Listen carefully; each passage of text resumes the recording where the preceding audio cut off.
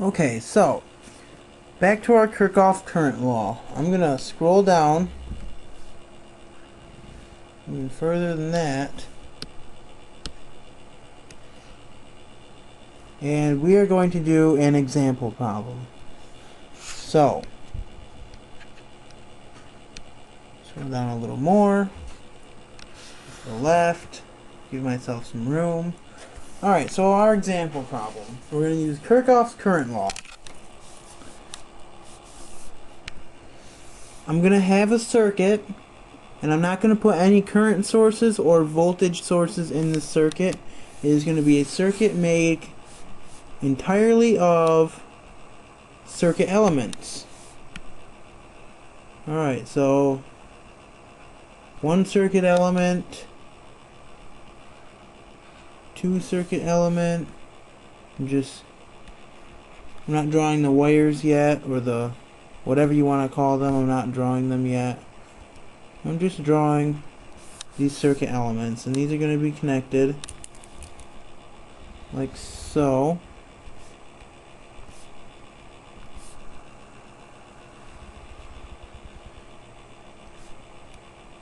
Kill me to draw a straight line, huh?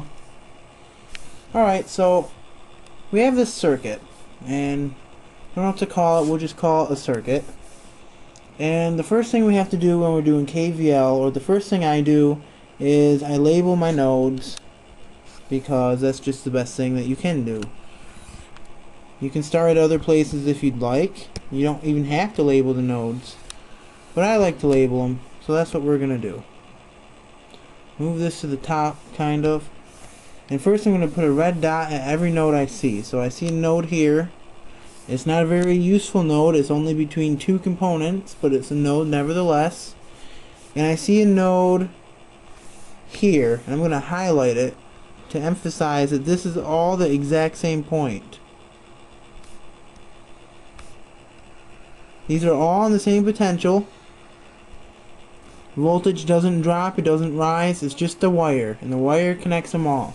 And because they're all connected, it's all one big node, so it doesn't matter where I put the dot, as long as we know that this node is here, here, here, and here, as long as we know that it links them all.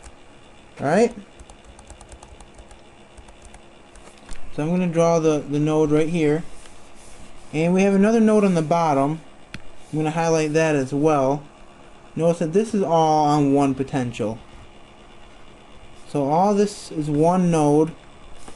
Voltage doesn't drop or rise, and the difference between nodes is, when voltage drops or rises. That's really when nodes occur. But another way to look at it again is two or more circuit elements linking together, and we can see that for the bottom node we have 4 circuit elements linked together. The top node, which I'm going to call B, we have 4 circuit elements linked together, and A, we're trailing behind, we only have 2, but that's okay. Alright, so now we have our circuit. Now we have to label some currents, and I think I'm going to label my currents in red the best I can, because, well, I can make this bigger. Alright, so I'm going to scale this up a little bit. You guys won't be able to see it once I go down to do the calculations, but I can scale it back down if we need to. And what you're going to see here is we're going to have currents. And right here, I have a current, and I'm going to call this I1. You can use uppercase I's if you want. It doesn't matter to me. It's more conventional to stick with the lowercase. This is the I2. So the current coming down through here is going to be I3. The current coming down through here is going to be I4. And the current coming up is going to be I5. Alright, and I know that's kind of sloppy, but you can see where all the I's are. And now what we want to do is we want to write node equations. And what that means is whatever coming in and out of node B has to be equal to 0. Whatever's coming in and out of node C has to be equal to 0. And whatever's coming in and out of node A has to be equal to 0. Okay? Now because this doesn't have a source and it's all ideal and theoretical,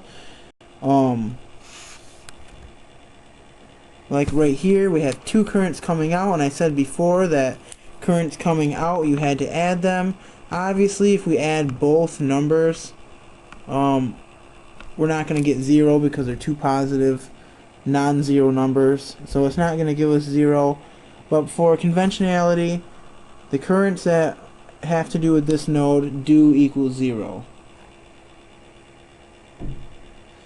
I mean, and they are going in different directions, so you can look at it as like an I1 minus I2 equals 0, or a negative I1 minus I2 equals 0.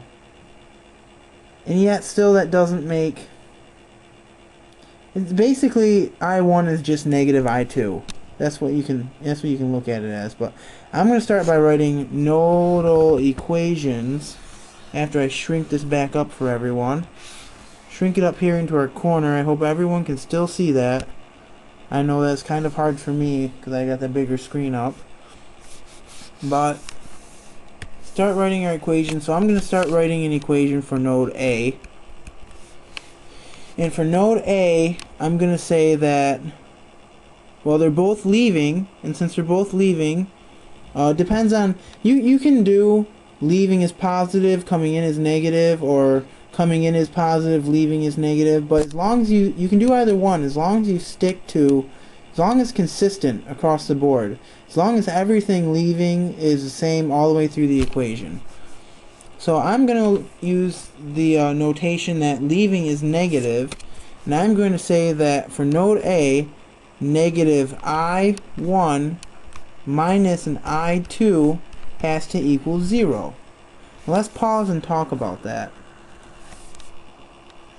An instance of time, if you recorded the amount of current that was coming in and out of this node at any instance of time, you will see that it's 0.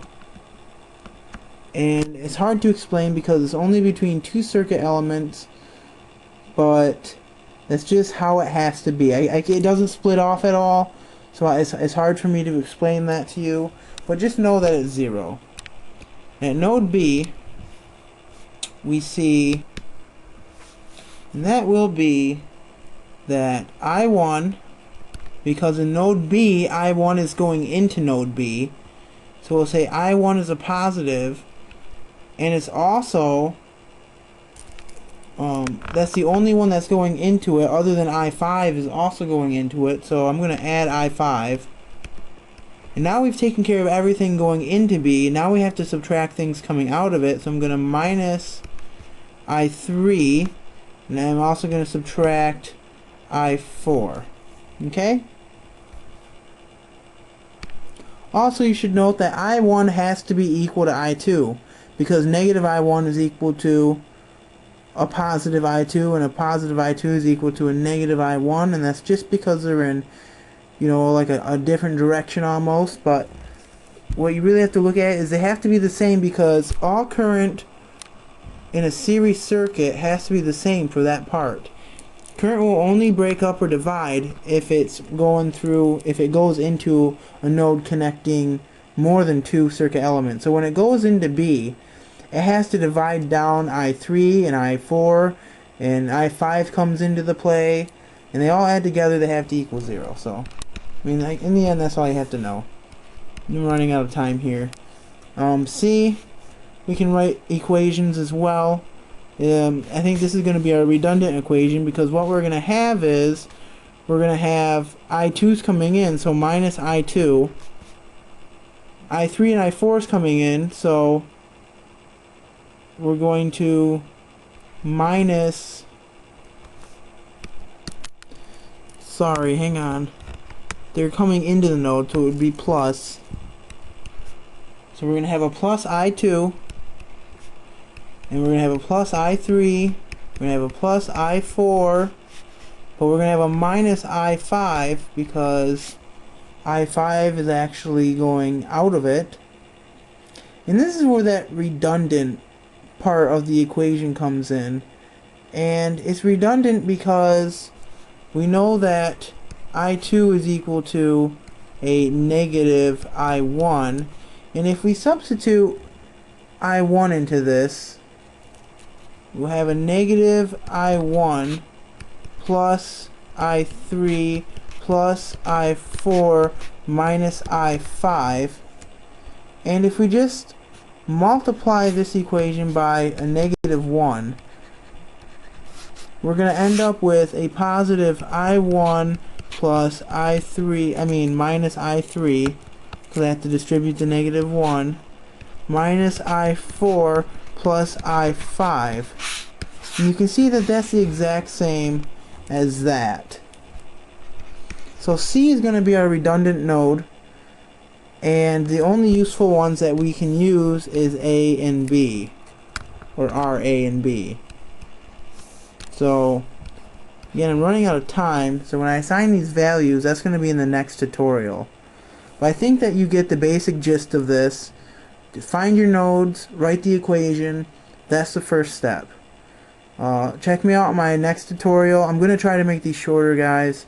I'm just trying to go into detail with things so no one gets confused and everyone's on the same page.